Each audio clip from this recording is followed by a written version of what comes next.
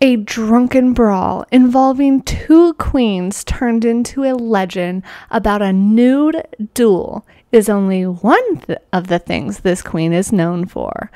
At 19, she makes a name for herself in the world of the sex trade, going on to settle in Denver, where she goes on to continue her long career in the world of sex, making over $2 million throughout her career. I got something between my legs that'll make a dead man come on.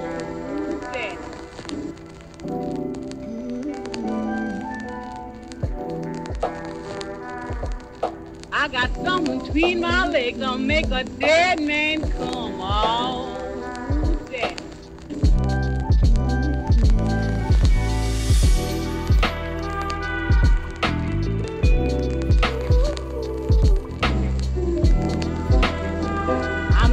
Back my mattress and let you all my springs. I want you to find me, daddy, till the bells do ring. Oh, daddy, I want you to shade and dry.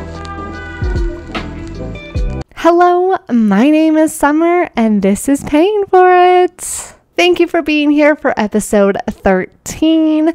Today, we have another story of a badass businesswoman who goes on to make her career in the world of selling, you guessed it, sex. Before getting to that though, if you have been enjoying my spicy takes on history and the ladies that thrived within the world they were born into, I highly suggest you like, follow, and leave a review. It helps out a lot. If you are really vibing with me and my spicy history takes, please consider subscribing to watch the video versions and help support me in what I'm doing here on Paying For It, and also just to see history come to life with me. Okay. Let's get into some current events, shall we? Well, actually, before we get into that, today I would like to say that last week was my birthday.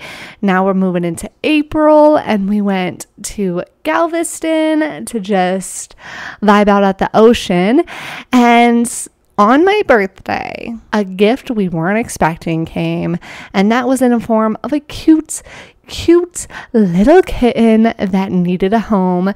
And we did the random thing by saving it, bringing it home. And so if things get weird today, it's because it's the first time he's ever really seen all of this stuff. So let's hope he doesn't attack it. So far, he's just staring at me like, what are you doing? But with that being said, he is super adorable, and he's getting along nicely with my other babies. So we're happy to have him. We're happy to have him. But yes, let's get into some current events. As you start to learn and observe the world of those who work within the sex work, how much can you learn about the good, the bad, and the ugly, the glamour, and the money involved? Most importantly, the power and confidence that can come along with the empowerment of sex work. It is also super interesting to see the mindset of all types of sex workers. How just like we are individuals, each person within the sex work also has their own opinions on their jobs. Twitter is a place where a lot of adult entertainers go to advertise and market their craft. It is also, of course, their space where they advocate and fight for themselves and everyone who came before them. One of the biggest things I've seen from almost all seasoned pros, whether they are making millions or are just using it as a way to earn extra cash on the side, when giving advice on the business, every single one of them can't stress enough how important it is to do your research. Learn before diving in. This leads me to my point and how important education is, no matter what you're getting into, no matter what it is that you want to make your career or make a choice to go into. Learning and educating yourself before just diving in is so very important. Also, how the powers that be use education and the lack of access to education to keep the powers in their hands. It brings up the point on how throughout history, how education has been used as a weapon, keeping those without power and uneducated to keep them under their control. So my final thoughts on this is that if you sense that the world is trying to hide, cover up, and deny access to the education, you should always question why.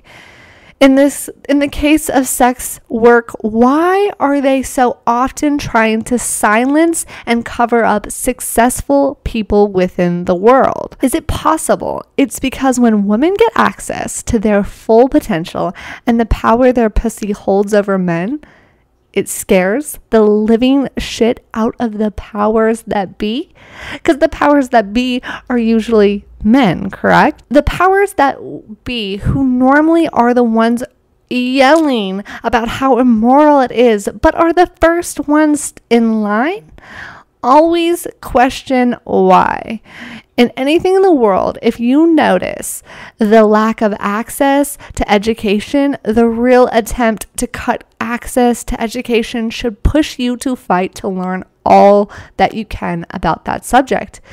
Because why do they not want you to learn about it? You should always question everything. So that wasn't really a current event, but it was something that was weighing heavy on my mind because I always see every person within the sex world on Twitter and anywhere else talk about how important educating yourself is, but also how hard it is to find that education. So if you're curious about something, if you're questioning something in anything in your life and people around you are telling you not to question, just be silent, just follow along, let that be a cue to you to learn everything you can, no matter what the fight is that you have to do. Educate yourself. It's so very important. And that is all I'm going to say on that today. Just be vigilant on anything or anyone who is attempting to change history or attempting to withhold groups of people from education. We see it all too often in all types of groups within the world. Never let anyone take your power away from you. With that being said, you know what time it is. Grab yourself a cocktail, a mocktail, coffee, or whatever you fancy. Today, I have liquid IV because, like I said, I just got back from the beach and I got like a weird hand sunburn. I don't know if the camera is picking it up. And it's been a couple days, so it's looking better. It's not blistered like it had been. So, when in the sun, hydrate. So, just taking a day to drink some liquid IV, drink some water, and yeah. So, today I have my liquid IV, and yeah. Cheers. Cheers. Cheers. And let me introduce you to Martha Nyman, or better known as Mattie Silks. Born Martha A. Nyman in Fayette County, Pennsylvania on April 26, 1845. She was born to her father, Henry Nyman, a farmer, and her mother, Sarah Nyman, who was a housemaker. Martha was one of 5 children in the Nyman family. As a family, they moved to Erie, Indiana in the 1850s when Martha would have been 4 or 5 years old. As far as what her childhood looked like, sadly, not much is known. We can make some assumptions about her dad being a farmer, and with Erie, Indiana still being pretty much all farmland, even still today, they probably lived in the middle of nowhere, and she farmed most of her childhood. Being a farmer was not an easy living at all. They would have to be up before dawn daily all year around just to make enough money and food to survive. It wasn't uncommon. In fact, most farmers' families in the colonial farming era followed a schedule that looked something like this. The mother would wake up and make breakfast very, very early in the morning. They would eat, and then her husband and kids would work on the farm from before dawn to after sunset every single day. So it was definitely an understatement saying farm life wasn't easy. Also, it wasn't uncommon for girls that were growing up in the middle of nowhere or on farmland to sometimes run away, be kicked out, or even just leave when they became of age. That was just the beginning of what a farmer's child life looked like. If all they had to do was work long hours daily, well, that I would consider probably getting lucky for this time period. Now, that doesn't mean that Martha's parents were abusive or even bad. However, we do know that sometime between 1860 and 1865, Martha would have been around the ages 14 to 19, depending on when exactly she left. Sometime in that time period, she makes the decision to leave the farm life and her family and everything she's ever known behind. So she leaves home. We don't know what pushed her to leave home, but we do know that something did because she's off. Where she went is a little unknown, but it is possible she traveled to Kansas or Springfield, Illinois. Many historians believe that she worked as a freighter on the wagon trains while also working as a public woman on the side. Other historians claim that Martha boasted about never actually working as a prostitute. So Martha is traveling and learning the world for herself. It could be said that Martha may have been a spitfire. As we often like to say, well-behaved women rarely make history. And Martha was no exception to this rule. Some sources said that she ran out of Kansas. Why? Reasons unknown, but from what we do know of her, we could maybe safely assume that it had something to do with her personality and her choice of career paths. At a young age, she knew she was a beauty. Beautiful, sultry blue eyes, silky brown hair with voluptuous curves. It only speculates how and when exactly Martha chose to take on her alias, but as we know, it is incredibly common for women within the sex trade to take on an alias. Alias? Yeah. Why does that word sound wrong? If we are to believe in some of the historians who have dug into her life trail, which is what I like to call the paper trail, left of a person who's no longer in our orbit, it would make sense that Martha left home and went to Kansas, most likely Dodge City, to get a job in the sex trade. It was probably then that she went under her new alias, Mattie Silks. By the time Mattie was 18, she had been working within the world. Doing what? We can't say for certain because, again, some sources write that she never sold sex herself. Eventually, at 19, though, she decides to start her own house in Springfield, Illinois. She made a name for herself as the youngest madam on the frontier. Not only was Mattie a beauty, but she showed promise at a young age to have a brain for the business. In her first brothel, she was capable of managing a very profitable parlor house. Some historians say that sometime before she moved, she marries her first husband, Charlie Silks. However, if or when she married him and when and where she got rid of him is a mystery to history. Mattie, while running her first parlor house, gets word about the thousands of men who are moving to the boom towns and cow towns of Colorado because of the boom in mining happening within Colorado.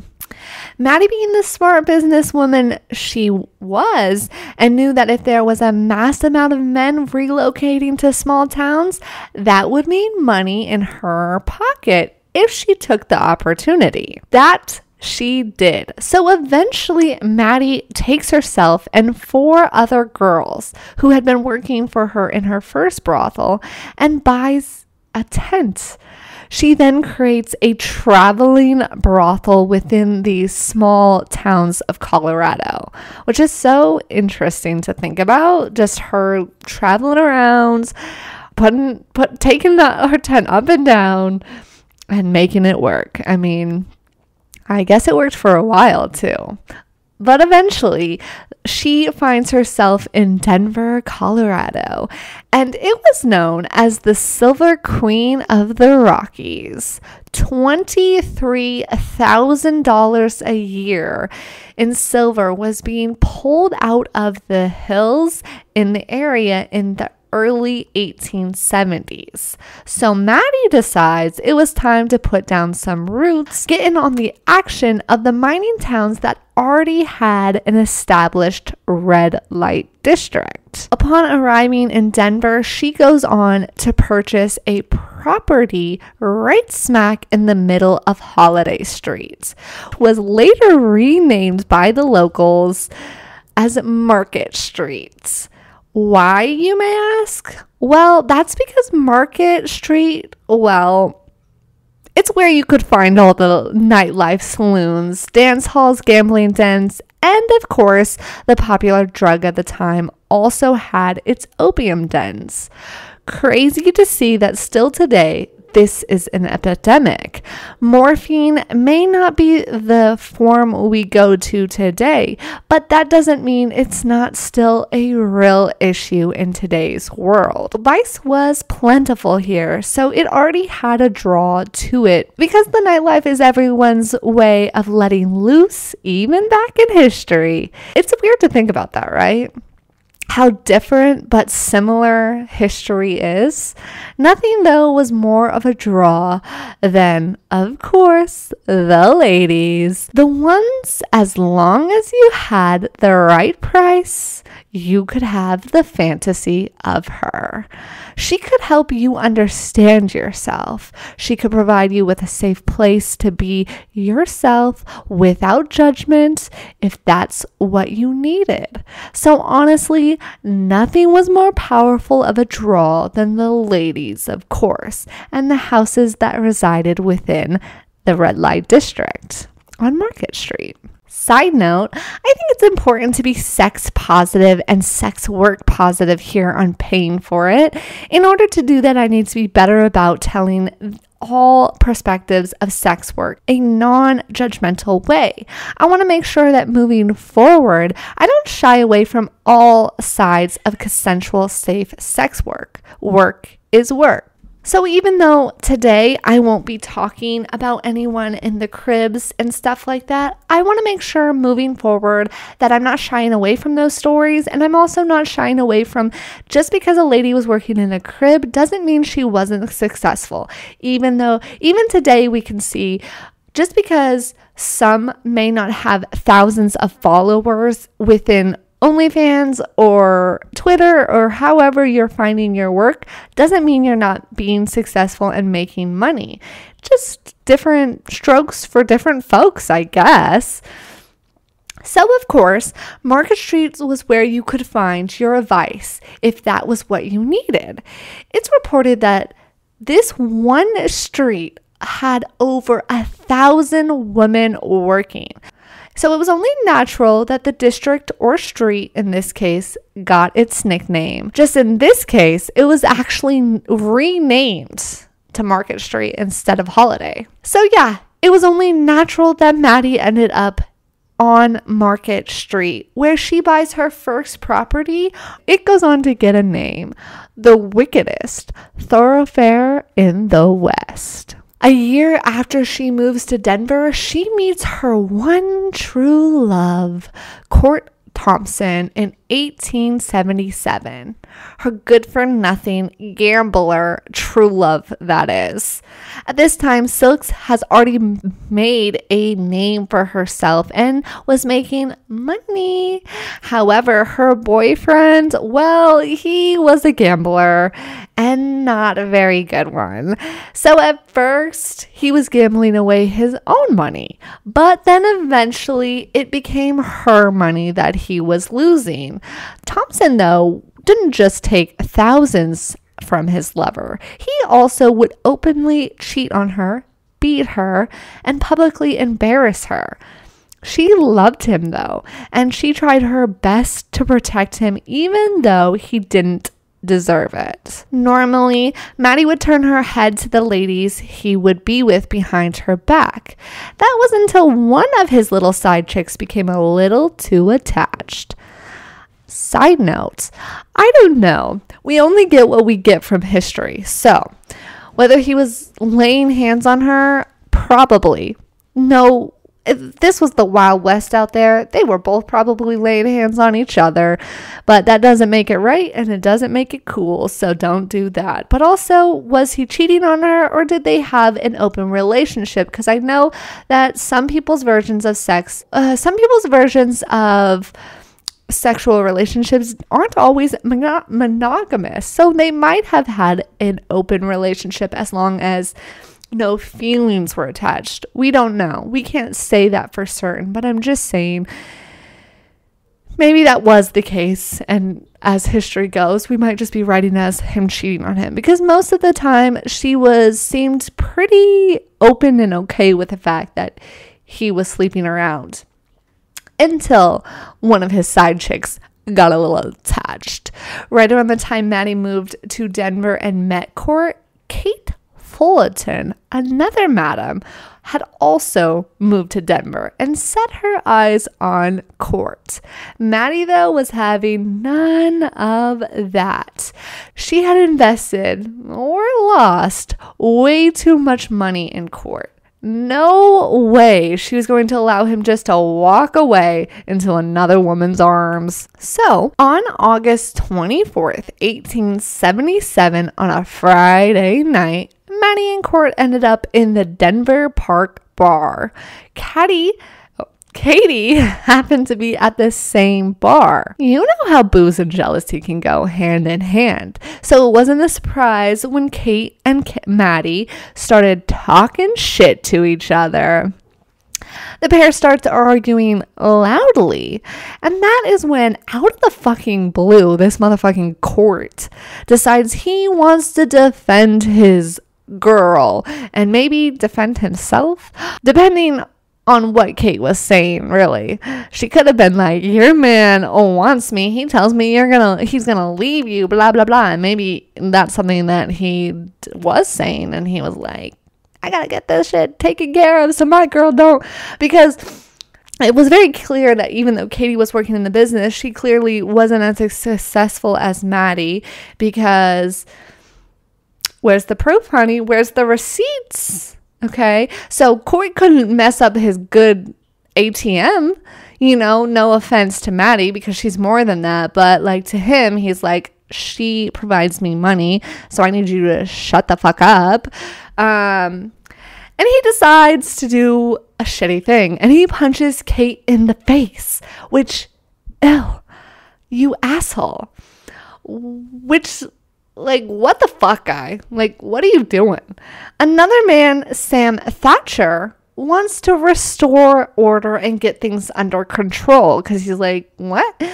He also then gets punched in the face by Court for trying, He probably said some shit, and then Court was like, yeah, well, I'm gonna fuck you up too. Court, being a big shot, also has his friends step up to try attempting to attack Thatcher some more.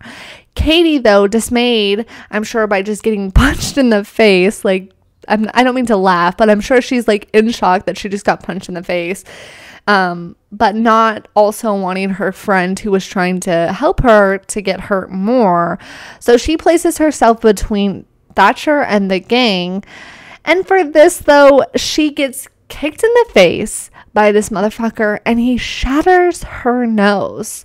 So Court, not only are you a lousy, lazy piece of man, but you're a shitty person, you disgusting guy. Okay, check that anger. He then even goes as far as drawing a gun on her as if he was going to fire. Luckily, though, his gun is knocked to the ground, the drunken brawl coming to somewhat of an end, which, like, what an asshole. Really, why do that? And so not worth fighting over. But back then there was no limitations to how much you could drink.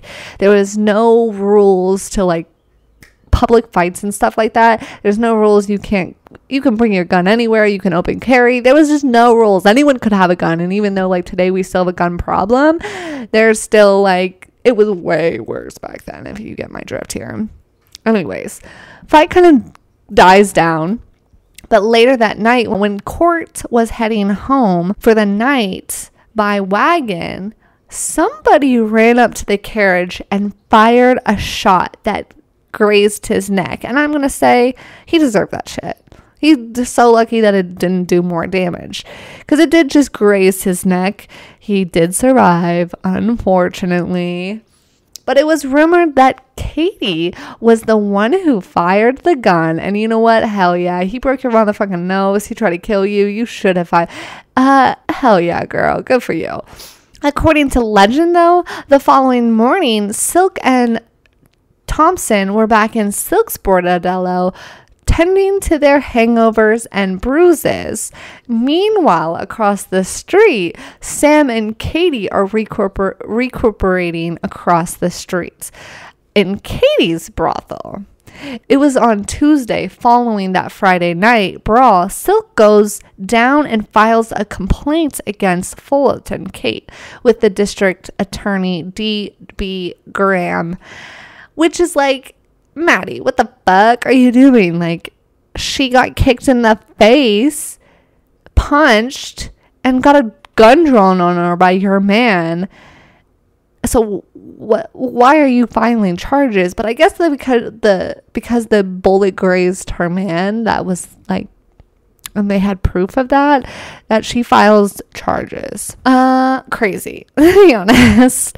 Katie then would go on and leave that morning on a train for Kansas City because she was not sure what would happen if she stayed in Denver and how the police would handle this situation. So she left that morning. Off she went, and that was the last they heard of Katie, really.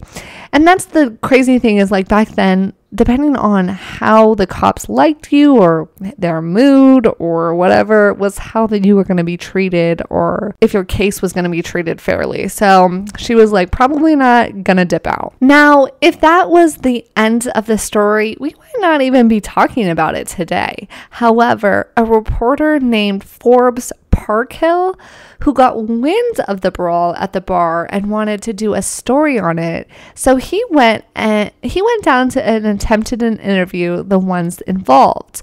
Well, the story he gets wasn't up to his par, so it wasn't the one he runs in his column. Seems like even back then, some journalists like to be storytellers and not reporting the facts. And because of that, a legend was born. So if you've ever heard of Mattie Silks, you've probably heard about this legend of the nude duel. The duel is often sensationalized, and throughout history, the facts have slowly faded away until we get the legend story, which of course is more eye-popping than the original story, because somehow throughout history the simple bar duel turned into a naked gun duel of two women fighting over a man. And it goes a little like this. Mattie, after finding her man in the act, chooses to chase a naked Katie out of her room into the streets, where she goes on to challenge her to a duel. Faced back to back, count down and walk 10 paces. So like one step is 1, 2, you know what I'm trying to say? So they're back to back and they're like slowly walking away from each other. And when they get to 10 paces, they turn and fire. Both, though, missed their mark. But when Katie fired, she did hit something, and she hit Court in the neck. Freaking out, that's why she left town. But it's all just legend. No naked women were in the streets. I mean, it would be fucking so funny, though, if that was the case, right? I mean, I much prefer that story, and it's hilarious, but unfortunately, it was just your typical bar drunken brawl. But after the dust settled from Silk's and Fullerton's bar brawl, Silks goes on to continue to run her brothel and deal with her man. They eventually go on to get engaged and married in 1884. Mattie, what you doing, girl? What you doing? You don't need that in your life. Come on. Their relationship was always tumultuous, but Silk stood by her man and allowed him to spend a lot of her money. She boasted on how during her career that she made about $2 million, but a lot of that was gambled away. Most likely, due to him being a gambler, his life is threatened at one point, and he has to get out of Denver. Probably because he's owing some money to some people, and maybe Mattie was like, I'm not paying this shit off. You already like fucking spent so much money of mine. Or maybe she just didn't have it at that point. She was like, Or maybe it wasn't anything to do with money, and he just pissed the wrong people off because he seemed like an asshole. Whatever the case, his life is threatened. He has to get out of Denver. Mattie goes on to buy them a 1,400-acre ranch near Rary, where she keeps Court and 21 racing horses.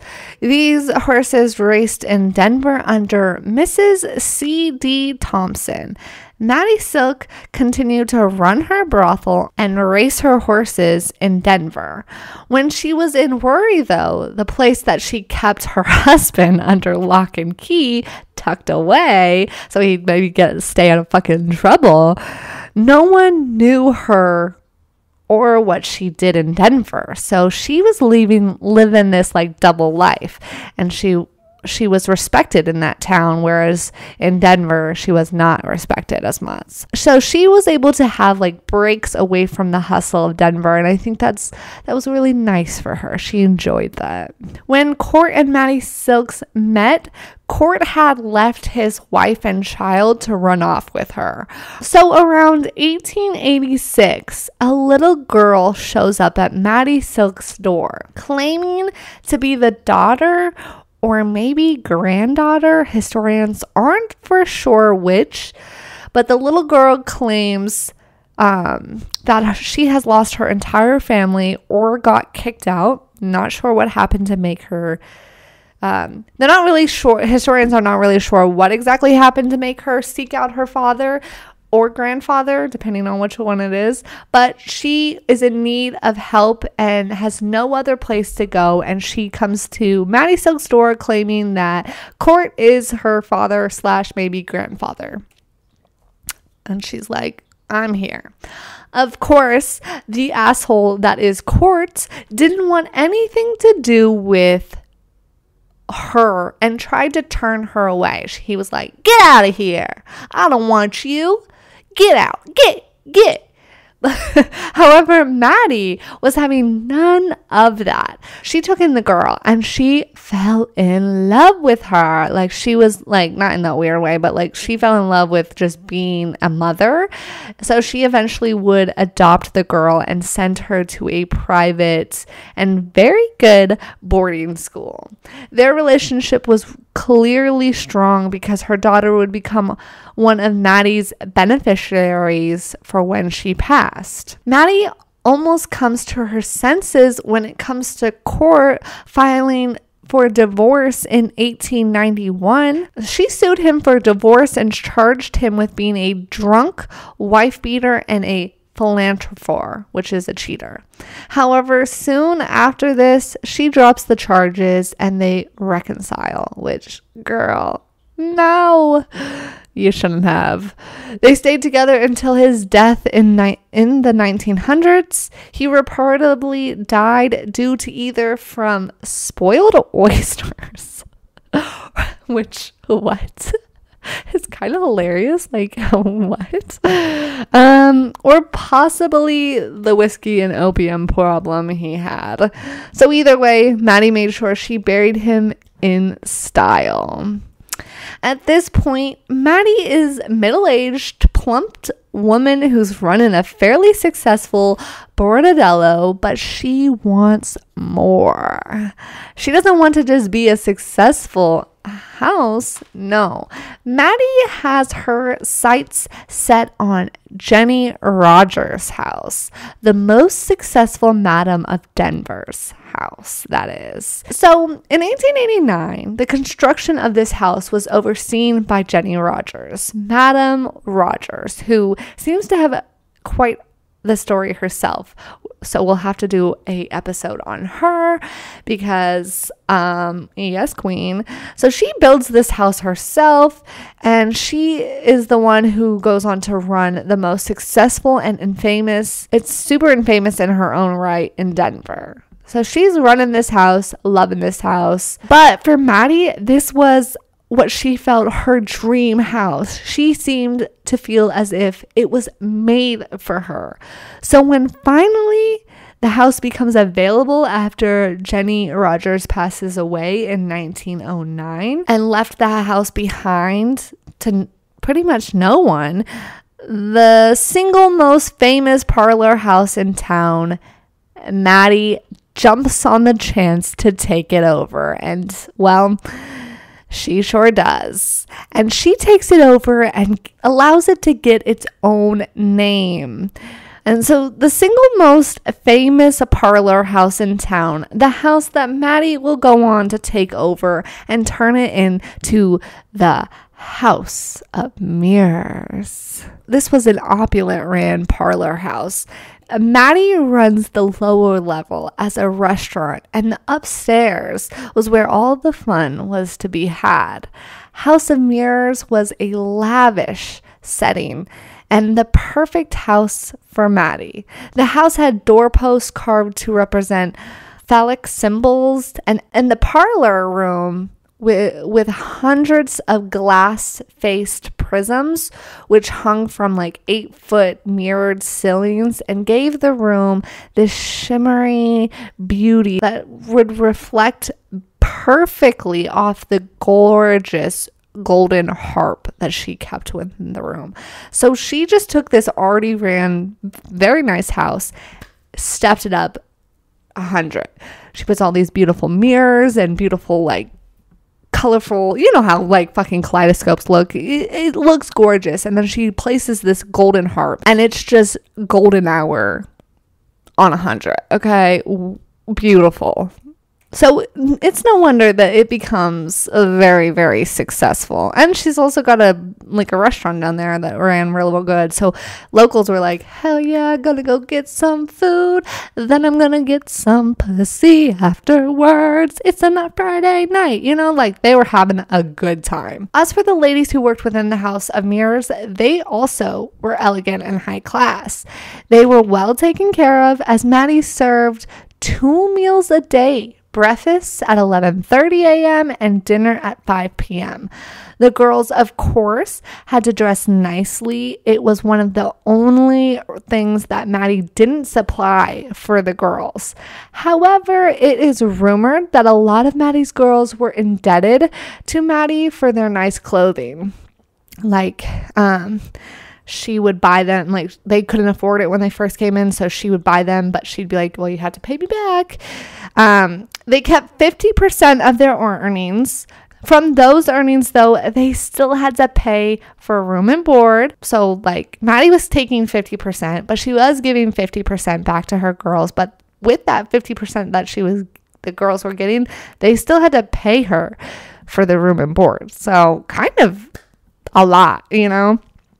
But by all accounts, Mattie really treated her girls really well. They loved her, and they didn't mind the fees that they had to pay.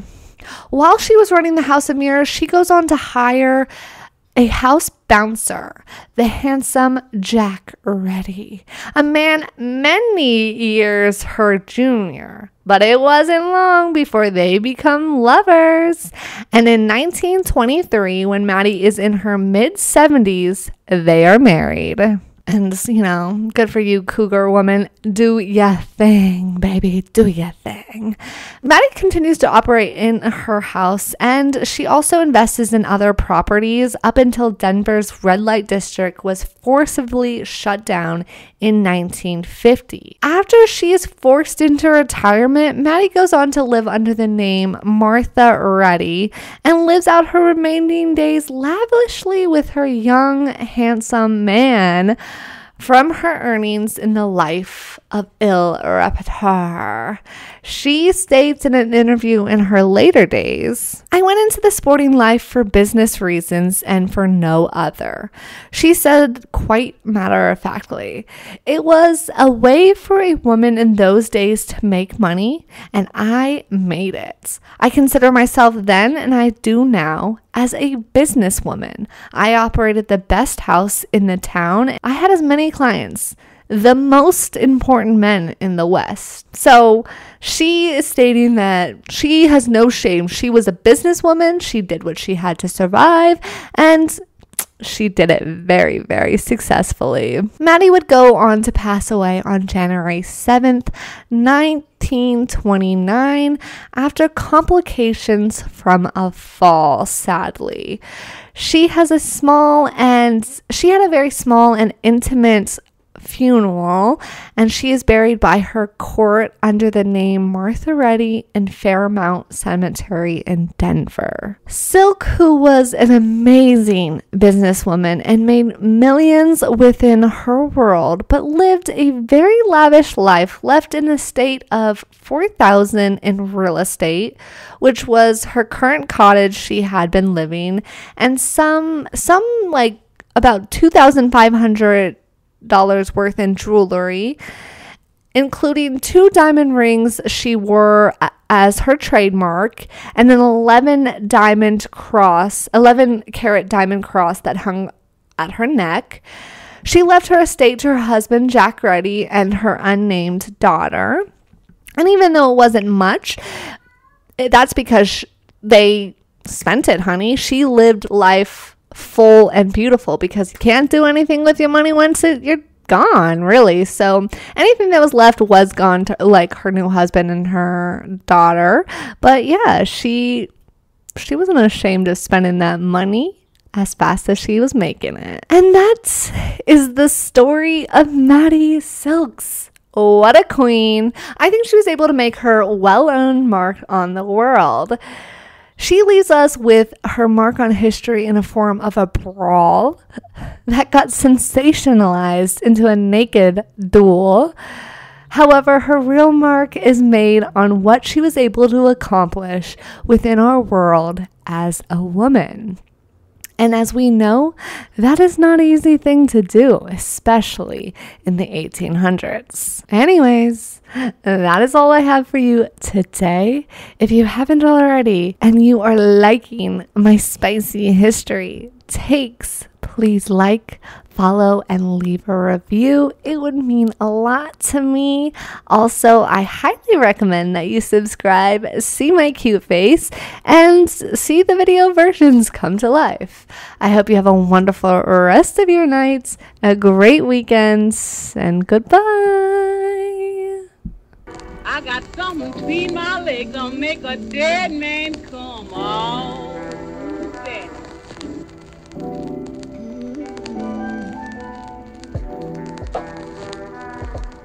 I got something between my legs that'll make a dead man come. Oh.